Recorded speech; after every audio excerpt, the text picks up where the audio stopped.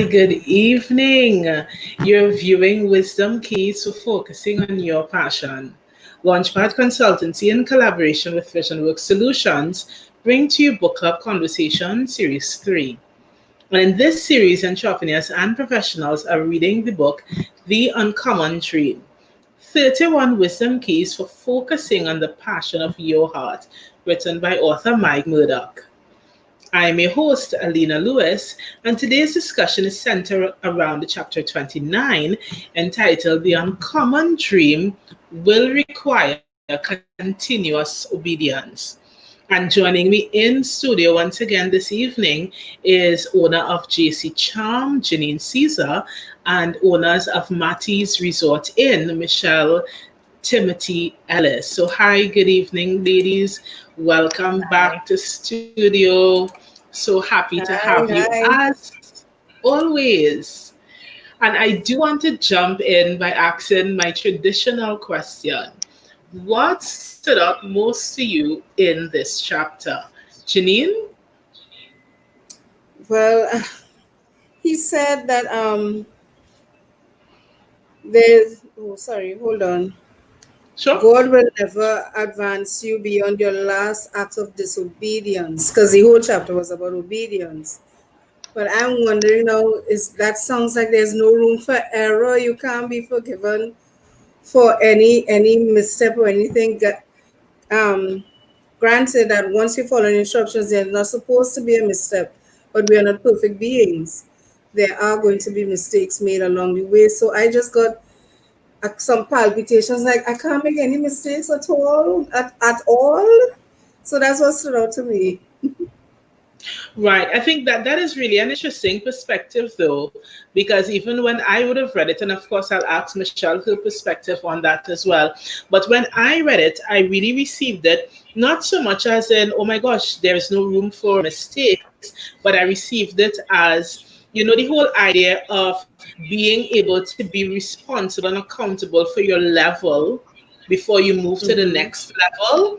For me, I really see it like that God doesn't advance you beyond your last disobedience. In that, God allows you time to figure it out, get yourself Okay. together, get it Mm-hmm. lined up, focus on self, become introspective, make the necessary changes so that when He takes you to the next level, you're going to be ready for it. But Michelle, when Okay. you read that part of the chapter, what were your thoughts about it? Well, let me first of all say that I do agree with you, Alina, that it's that point of our disobedience really is our unwillingness to grow, right? And staying in a comfort zone. So God says, all right, if you're not going to, obey, then stay Mm-hmm. there and learn your lesson. And then, when you get it right, then I'll move you to the next level. Because what are you going to do if you don't have the wisdom to advance to the next level? You're going to fail, right? But what stood out for me was where Mike Murdoch said that obedience is completing an instruction. And it's Mm-hmm. just, to me, I think that summarizes everything. Obedience is, you know, completing an instruction, which I guess it answers your concern, Janine, that you can't get past your disobedience. So if you complete Mm-hmm. your instruction, then you are Then able you're to gonna go to the advance. next level, and then the next Yeah. level after that. Um, Okay.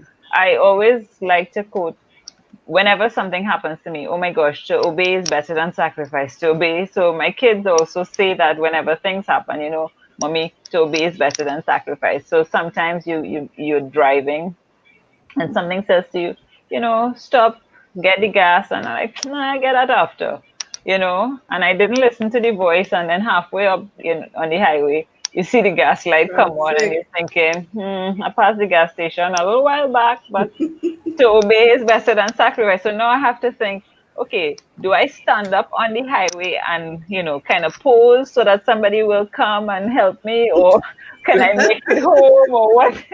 you know? So yes, that stood out for me. So obedience is completing an instruction, right? Yeah, and even as you talk about instruction, I want to spend some time actually getting into conversation with you ladies about instruction and your personal experiences in dealing with instructions. And one of the first things I wanted to ask has to do with instruction from the perspective of mentorship. Do you have a personal example that you can give of the effectiveness of following instruction, especially as it pertains to an instruction maybe coming from a mentor or someone who was in a position to speak into you? And the reason, even as you're thinking, I would share with you the reason I'm asking this is because sometimes persons tend to see the whole idea of following instructions as a negative thing. Who are you to tell me what to do?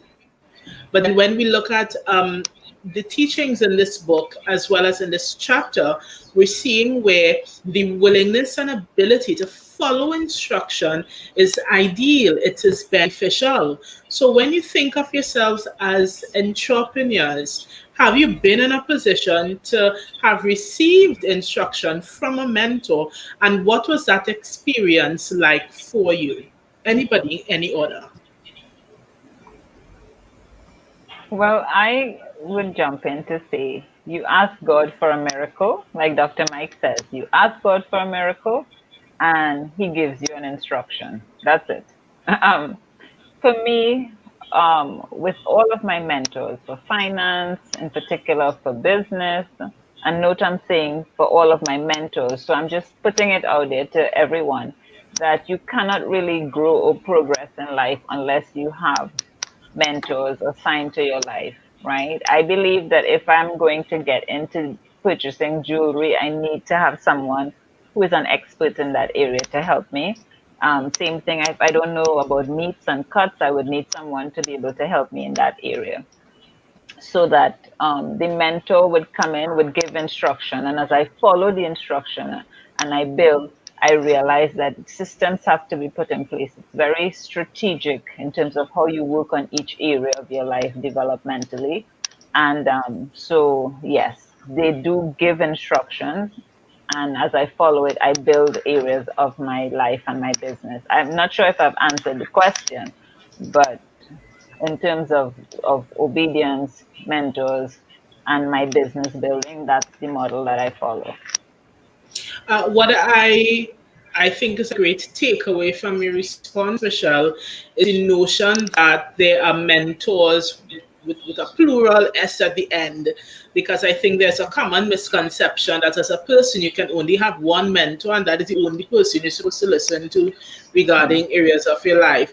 And so I'm loving that you're giving an example that reinforces that for every different area, project, or assignment that you're following, it would be moving in a place of wisdom to really have mentors who could speak to those areas, support you in those specific areas, so then you can be at ease when following instruction because you're really taking the advice or the recommendations of those who have walked the path or understand the path and can guide you in a way towards helping you fulfilling your objectives. So I like having you highlight that. Janine, what about you?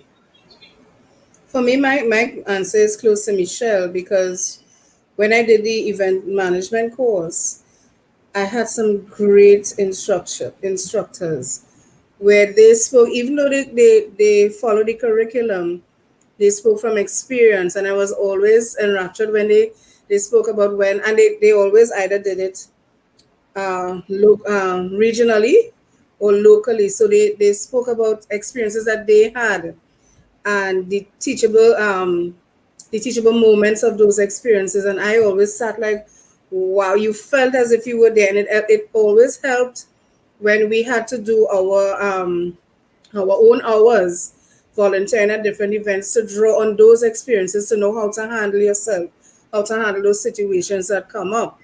So for me, that when you asked the question, it brought me back to that when they were speaking and about the way that those situations, how they dealt with them, the way that we should handle them to have the best result.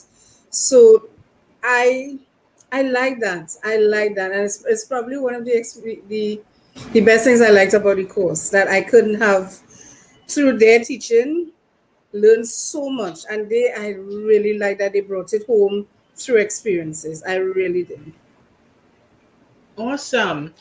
Even as you share on that, I'm mindful that any person's struggle in determining from whom they should take instructions. So when you think about the whole idea of submitting to authority, submitting to instruction, how do you ladies decide to whose instruction you should submit? Janine, what are your thoughts on this? So someone who knows better. Well, first off, you need God's instruction. You need His guidance. First off, and then after that, you try to um, look to those who are close to you and see what you can garner from them, the best qualities from them, and use that as a way to guide yourself. But I would also always say those that are in the field that you want to move in. If you know you like to sew, go to tailors, and when you know you're going to go to people who constructed a garment for you, that's like, yeah, this fit good, this was good, and you can ask them little things like that. If there's a field that you like, carpentry, and YouTube is an excellent teacher with this too.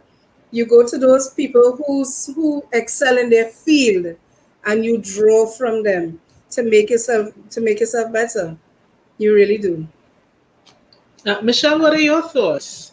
I agree with Janine because, as I mentioned before, if I'm going to buy meat, I will go to a butcher. If I'm going to buy jewelry, I will go to a jeweler. So you go to people who have specialized in their particular field. That's one, but also who have shown mastery in that area, right? So it's not any jeweler and any butcher, but the ones who have excelled. And I think that, they must align with my values, my principles, and also where I want to be in life, right? Because, I mean, I'm putting this out there. I don't eat pork. So, if I'm going to the butcher and his specialty is pork and, pork chops, whatever, it's not the right butcher for me, you see? So that is very important. I have a vision, and this we must align. They must understand where I want to go. And some people do not, some mentors cannot necessarily become mentors to me. They are good mentors to other people, but not to me because I'm not able to make progress with them because, we don't share many areas where we should be compatible.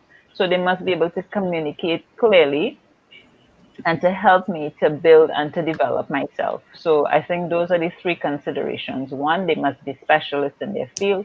Two, they must be good at what they do, like really masters of it. And three, their goals, well, they should be able to see my goals and visions and help me to move in that direction. So there must be some alignment in that regard. Yeah, because you really touched on a point I was going to make there when you spoke about someone, maybe a great mentor, but not the mentor for you. Because one of the things I was going to say, and my phrasing is, you want to have a mentor and be able to take instructions from someone who speaks your language. Because there has to be that compatibility, that clicking, that understanding, because for me, even when I look at people that I would maybe submit to their recommendation, it's because these are people, they have a way that when they speak to me about the things that I was feeling, but I couldn't find words to express, and they answer my question before I could answer it.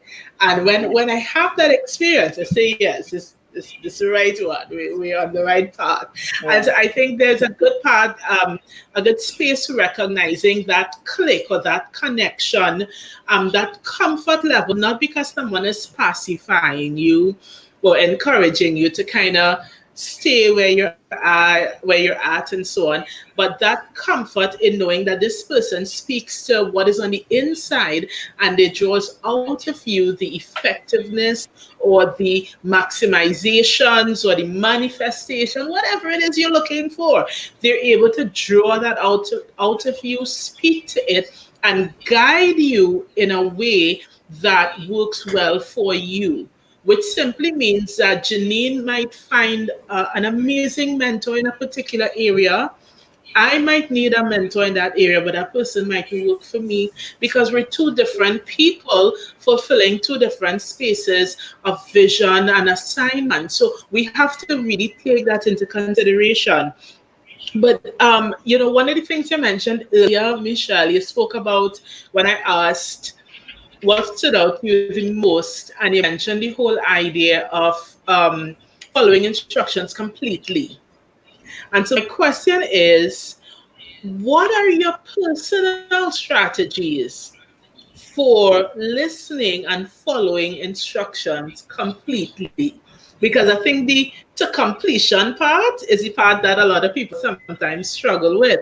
So, ladies, what are your personal strategies for positioning yourself to follow instructions to completion, whether it's something you feel inspired of God concerning, whether it's a mentor that spoke a recommendation to you, or even if it's a personal decision that you say, I want to make this happen in this way. What are your personal strategies for following instructions completely? Anybody, whoever want to go first, it's open.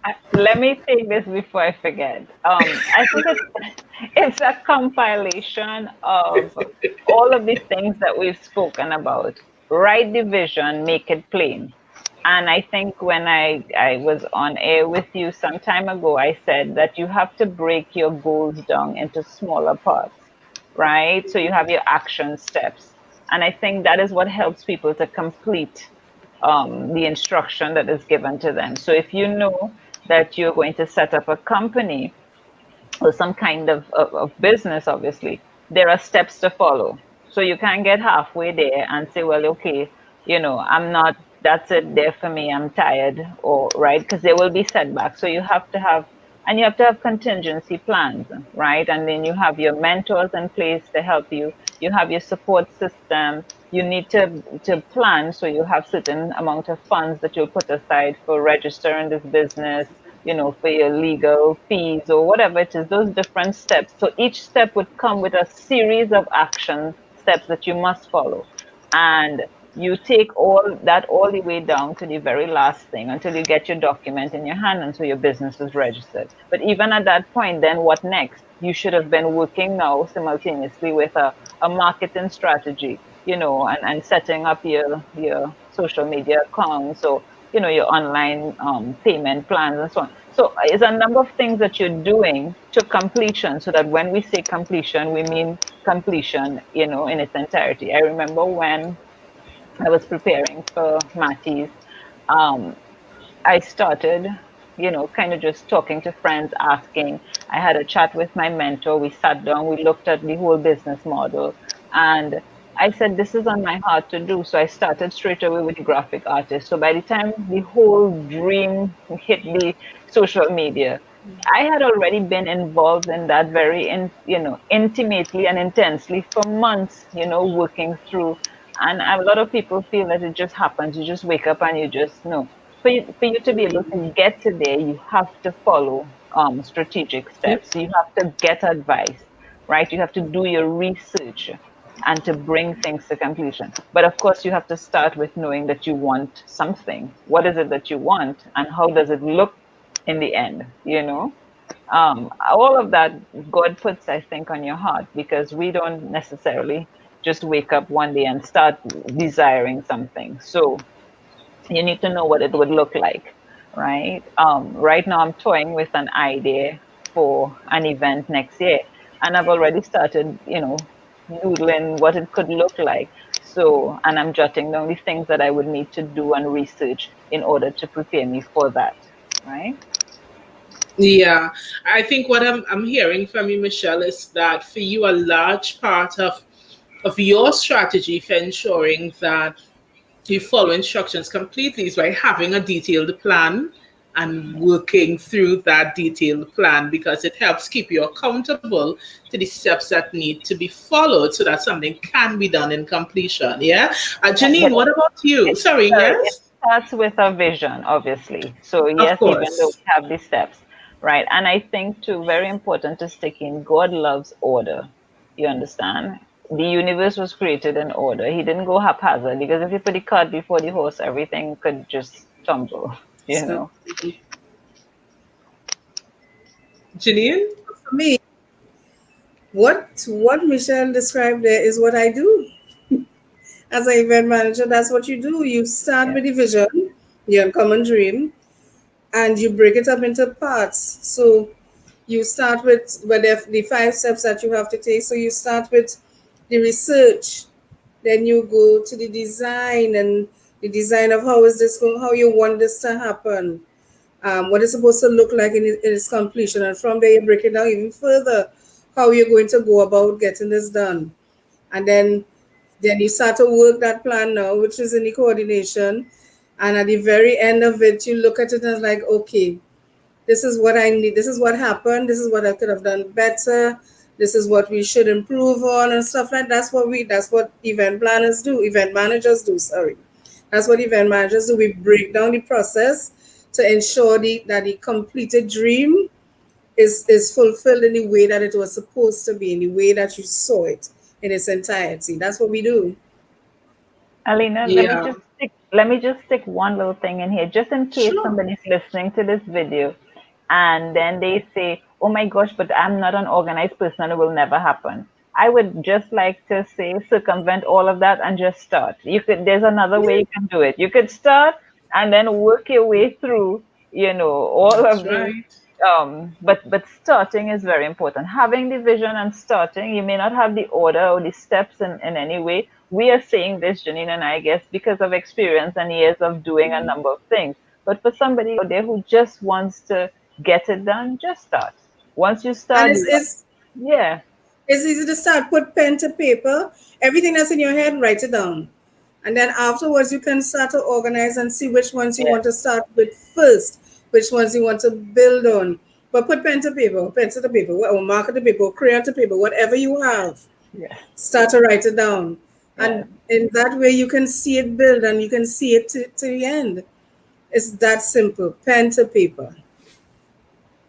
Yeah, and I I, mean, even a really simple way of, because I'm imagining as well, just as you were saying, Michelle, with people saying, "Oh, I'm not organized, all this, I don't know what to do," then someone be pen and paper, but I don't know how to start to write it out. But something as simple as sometimes using index cards or strips of paper, and you allow yourself just to look at it and stare at it, and you shuffle and you start to think, if it's not natural, but you start to look at what order I should put this in, and get some scotch tape and stick it up on the wall and create a little chart on your wall. There's so many practical little things that we can do to encourage ourselves to have a sense of order moving forward. I remember a colleague recently, she went and she got some foam boards. And what she did is she put the foam boards on a wall. And so she, similar to how some people do vision boards and so on, but she got the foam board Mhm. so she could order her thoughts and have it shown in a visual way, so she could kind of That's a get a vision feel board. of where I'm at with my project, how I want to do it, whatever. And That's so a vision board. sometimes we have so much of a formality then in our minds that we forget that there are practical things that we can do using the little pen or the marker or the strip of paper at home to start to put our thoughts together. It doesn't have to Let be me a show big you fancy something. book. And that's what I'm You saying. see Yes, Janine. this and my pencil. I can't even get it. This and my pencil are my best friends. They are my best friends. A notebook, or even a copybook and a pencil. You've already started. Just by Yeah. having those things, you've already started. Just start to write. Nobody else has seen it but you. Just start to write. Alina, may I just interject quickly? Of course. The example that came to my mind as we're speaking is somebody who's selling cookies, homemade cookies, right? You go on the road, you know you can bake, you bake your cookies, and you get to the road and you have the tongs and you cookies for sale. And then somebody stops and they say, "Hey, how much for it?" You say, "Okay, $1." And then they take it and they say, "But you have no napkin," and you didn't think about that. So you write it down. Next time, cookies for sale. Now you have the cookie and the napkin. And somebody Napkins, says, "But I yeah. want 4, I can't fit in a napkin." It's like, "Oh, I need a bag." Right. Bags now. That is another way as well, right? So Yeah, that's putting Most one foot in front of definitely. the other, but you've started. You made the cookies. That was the first exactly. step. You started. Yeah, I think what we are all describing is an experience where, even as we were talking about in last night's conversation, we remain teachable. So remain open to learning and growing and improving. So it mightn't be perfect. We mightn't always have it all figured out, but you're on the journey and you remain open to that learning process, whether it's learning by trial and error or it's learning because we have people in our lives giving us instructions. We are learning so that we're on the journey to getting to where we want to go and achieving our goals. But my last thing that I want to ask you, ladies, is I know that a lot of people are sometimes challenged with completing instructions. And I know we touched on that a little earlier, but this time I want to ask you, have you ever been challenged with completing instruction? And what was the specific thing that you did to pull yourself out of it? I know we spoke generally earlier, but I'm asking, have you ever been personally challenged with, positioning yourself to say, I need to do better? And how did you bring yourself to step out of it? Was it a real nitty gritty, nuts and bolts practical thing you did to pull yourself out of that cycle of not completing tasks or not completing instructions? What I did, apart from having my mentors, I created another circle, a sub circle of accountability partners. And they're the ones who I shared my vision with. And I said, "Okay, you'll hold me accountable." And we're going. And they're like, "What progress you made today?" And I have, for example, I have a webinar buddy. She messages me every week when we have webinars to do or courses and so on. And she will message, "Did you sign up? Did you check the link?" And I'm like, "Oh gosh, I forgot," but she keeps me on my toes in that regard. So I think that is something that is very helpful. We can't um, undervalue the role of friends or, people who can help us to achieve whatever it is that we've set out to achieve. So that Uh, means your dream is achievable, you know, and yeah, yeah, so and I that is really what want to works for me. That underscore works for me. the teachable part of things, because if you have an accountability partner or buddy, Mhm. and when they're ready to hold you accountable, you're snapping at them, they're not going to work, right? So we have to Exactly. be mindful that when we have our accountability partners, we have to humble ourselves to be accountable and take correction so we would stay on track. Janine, what about you? I guess this might be confession time for me. I don't like to be in front of the camera at all. I like the background. I could fade into the background quite nicely and work from in the back there. I have no problem with this. So being on the book club conversations with Alina, this this is one huge step for me. I mean, I'm I'm getting it done, but I am not comfortable in front of the camera at all, at all, at all. So even see sometimes when you even see me taking a selfie, yes, something happened for me to take that selfie. Things either went awry or it went very good. But this has been a step for me. Alina challenged me, and yeah, and I'm seeing it to completion. I'm getting more and more comfortable. Thank you, Alina. This was a You're good. welcome. Yes, yes, excellent. Oh my God. So even as we wrap up this convo, Janine, could you take a minute and share with listeners what they could be expecting from JC Charm in the coming weeks and months? Okay, so JC Charm again is an event management company. Pretty soon we're going to be making packages for you in the upcoming year, because again, COVID is still around. So we're going to be launching some packages for you where you can stay at home. You purchase the package from us, and we, as much as possible, can help you set up. But you take that package and keep yourself safe by having just the amount that we're at home with you. So if you keep abreast of what we're doing on the social media, both on Instagram and Facebook, you're going to be updated. And we're also working on our LinkedIn, so you can also check us there as well. Awesome. And Michelle, what about Matty's Resort, and what can persons expect? And especially with, I mean, I know we have no carnival and so on. I don't know, opinion this spot. I didn't ask you if you plan out your carnival time and all. But we know that, we don't have traditional carnival. I know for resorts, that's a big time. But even when we think about COVID responsiveness and so on, do you have any information as yet you could share for persons who over the Christmas or even over the carnival who looking to have family time, maybe what if you're doing anything special or different for families and so on? Yes, I would like to share that um, we do have our 1 and 2 bedroom apartments, which are fully furnished. Of course, we have Wi-Fi, cable television, air conditioning rooms.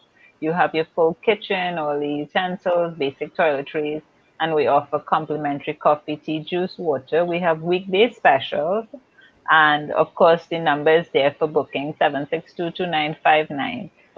We ask people to call before because payments are online. And of course, the bookings that are coming in now for this Christmas season, thankfully for opportunities such as this one to share, and even into the next year, it's been a lot. So if people do want to come in to Mayaro to enjoy the beach and to have a nice, clean, comfortable, and safe place to be, they will have to call because our bookings are mainly online via WhatsApp, and payments are also being made online or bank deposit so that you can confirm your spot. During the week, we offer a 10% discount, and we also have specials where there's an extra night free, but of course, they'll have to call for details. Yeah. Okay, great. Thank you so much, Michelle. So, ladies, as always, I appreciate you all coming in, spending time, sharing your experience, and Thank we you for having continue me. on with book club conversations tomorrow, please God, moving until Sunday. So, continue to stay tuned. Ladies, thank you. And to everyone, have a good night.